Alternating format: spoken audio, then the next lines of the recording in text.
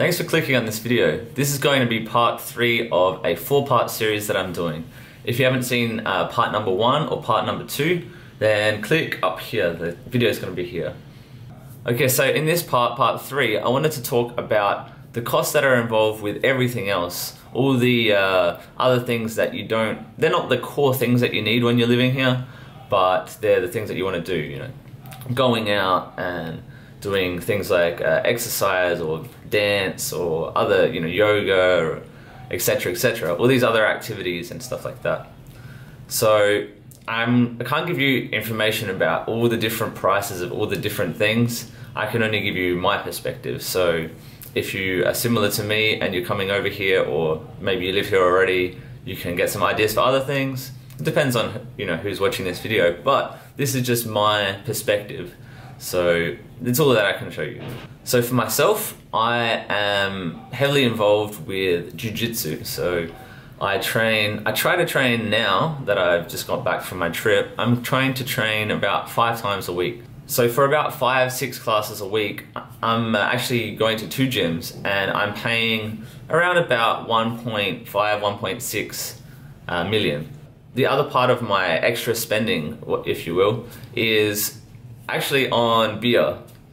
Now I enjoy a really nice, good craft beer. So I go to this bar called Beercraft a lot, which is near my place, and the beers are a little bit more expensive.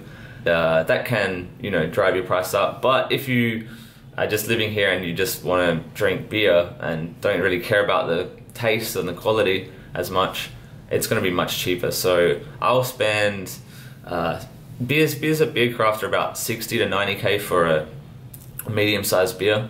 If you like craft beer, by the way, check that place out.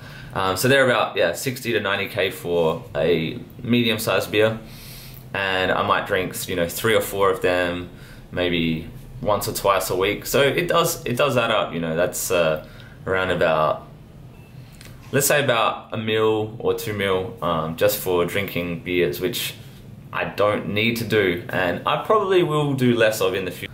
Then the other one is just meeting friends for coffee, and that's pretty damn cheap. Coffee's normally 40-50k. I don't like to go to places like Starbucks because I can't be bothered spending that much. So I go to the Vietnamese chains like Coffee House. Just going to meet there for, you know, coffee with friends might cost you about 40, 50, 60k for a coffee or tea or whatever you want.